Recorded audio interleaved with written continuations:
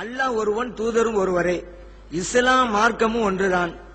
ஆனால் இந்தியாவில் 4 மதுஹபுகள் உள்ளது. தமிழகத்தில் அதிகமாக ஹனபி, ஷாஃபி மதுஹபுகள் உள்ளன. இதற்கு இவ்விரு மதுஹபுகளின் கிதாபுகளிலும் முரண்பாடான கருத்துக்கள் உள்ளதாக தௌஹீத் ஜமாத்தை சேர்ந்தவர்கள் கூறுகிறார்கள். உதாரணம், நண்டு ஹனபியில ஹராம், ஷாஃபியில ஹலால். மேலும் சட்ட நூல்களில் ஆபாசம் நிறைந்ததாகவும் உள்ளது என்கிறார்கள். இதற்கு நாம் கூறும் பதில் என்னவென்று விளக்கவும். பொதுவாக மதுஹப்ல ஒரு மதுஹப் கூடும் இருக்கும், இன்னொரு மதுஹப் கூடாதுன்னு இருக்கும். இதுக்கெல்லாம் காரணம் என்ன அப்படின்னு கேட்டா, குர்ஆனை ஹதீஸை ஆய்வு செய்கின்ற போது ஆய்வினால் ஏற்படுகின்ற அந்த வித்தியாசம் தான். இது நபிகள் நாயகம் ஸல்லல்லாஹு அலைஹி வஸல்லம் காலத்திலே ஏற்பட்டு, அதை நம்ம புரிஞ்சுக்கிறணும். இது ஒன்னும் புதுசா வரல. ஹதீஸை படிக்காதனாலதான். என்னங்க மார்க்கம் ஒண்ணுதானே, ஹதீஸ் ஒண்ணுதானே, ஏன் ஒரு ஆளு கூடுங்கிற இன்னும் கூடாங்கிறான்னு ஏன் கேட்கிறாங்க? ஹதீஸை படிக்காதனாலதான். ஹதீஸ படிச்சிருந்தா நபிகள் நாயகம் ஸல்லல்லாஹு அலைஹி வஸல்லம் காலத்திலே இப்படி கருத்து வேறுபாடு வந்திருக்குது. ஒரு ஹதீஸ் தான் 2 கருத்து வந்துருச்சு. உதாரணத்துக்கு பாருங்களேன், ஸல்லல்லாஹு அலைஹி வஸல்லம் அவர்கள் சஹாபா பெருமக்கள் அனுப்பி வைக்கிறாங்க. அவ சொன்னாங்க, லா யுஸல்லியன்ன அஹதும் மின்குமுல் அஸ்ர இல்லா ஃபீ பனி குரைலா. அருமை தோழர்களே, பனு குரைலாங்கிற இடத்துக்கு போய் தான் நீங்க அஸ்ர தொழுவணும் அப்படின்னாங்க. சஹாபா பெருமக்கள் போய்கிட்டே இருக்காங்க. போற வழியிலேயே அவங்க அஸ்ர் தொழுவ வந்துருச்சு. இப்போ ஒரு சில சஹாபா பெருமக்கள் சொல்றாங்க, ஸல்லல்லாஹு அலைஹி வஸல்லம் இப்படி சொன்னாங்க, வக்து முடிய போகுது. ஸல்லல்லாஹு அலைஹி வஸல்லம் சொன்னதுடைய நோக்கம் என்னன்னு கேட்டா, அஸ்ருடைய நேரம் முடியறதுக்கு முன்னால அங்க போய் சேர்ந்துடணும். அந்த கருத்துல சொன்னாங்க.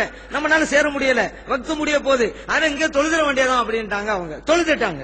இன்னும் ஒரு சில சஹாபா பெருமக்கள் சொன்னாங்க, ஏங்க வக்து முடியட்டும், முடியாம போட்டோம், நமக்கு என்னங்க, சொன்னது அங்க போய் தொழுவணும்னாங்க. முடிஞ்சு போய் வக்து முடிஞ்சாதான் என்ன, அங்க போய் தான் தொழுவோம். அங்க போய் தொழுவுறாங்க.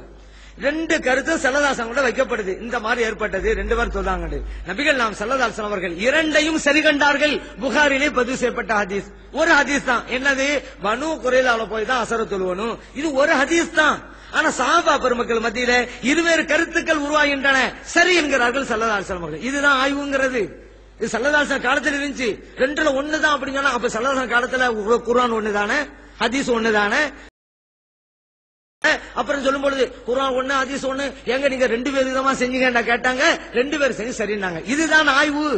ஆய்வை வரவேற்கிற மார்க்கம் இஸ்லாம். அதற்கென்று கூலி தருகிற மார்க்கம் இஸ்லாம்.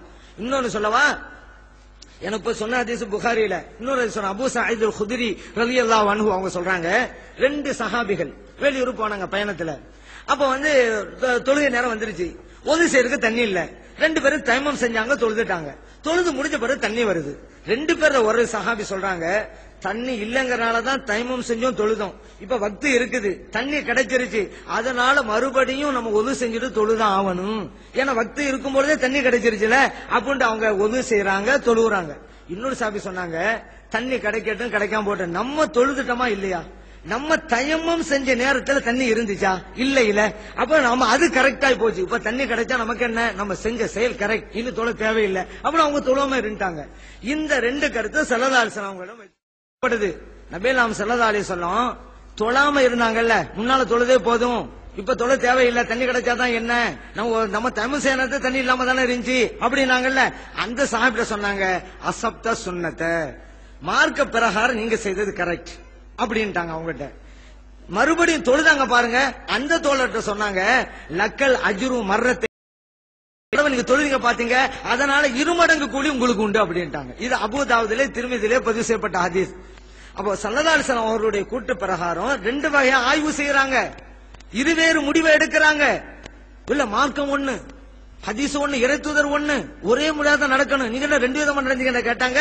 2 பேரும் செஞ்சது கரெக்ட்னாங்க. இதையும் சரினாங்க, அதையும் சரினாங்க. இதுதான் ஆய்வு. இந்த ஹதீஸ் எல்லாம் படிச்சு பார்க்கணும். அதனால ஆய்வின் அடிப்படையிலே தான் வருது. இப்ப நம்ம பிரச்சனைக்கு வருவோம். கருத்து வேறுபாடுங்கிறது இப்ப மட்டும் புதுசா உண்டானதல்ல, இமாம்களுக்கு மத்தியில் புதிதா உருவாக்கப்பட்டதல்ல, நபிகள் நாயகம் ஸல்லல்லாஹு அலைஹி வஸல்லம் காலத்திலே இருந்தது. அது சரி கண்டிருக்காங்கிற பிரச்சனைக்கு இப்ப நம்ம தெளிவு கண்டுட்டோம். இப்போ இந்த நண்டுக்கு பிரச்சனைக்கு வருவோம்.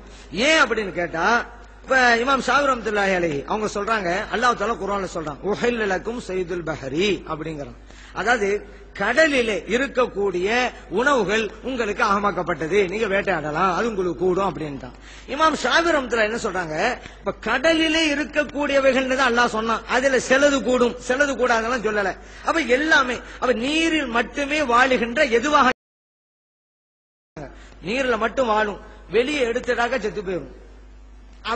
அப்படி சொன்னா சாப்பிடலாம். ஏன் நீரில் மட்டும் வாழுகிறது, நீரிலும் வாழும், வெளியில எடுத்தா அப்போ தரையிலும் வாழும்னு வச்சுக்கிறங்க, அது சாப்பிடக்கூடாது. ஆமேன்னு வச்சுக்கிறங்க, நீர்ல தான் வாழுது, சாப்பிடலாமா? சாப்பிட. ஏன் நீரோட வெளியே எடுத்தாலும் வாழ்ந்துகிட்டு தான் இருக்கும், மோத்தா போவாது.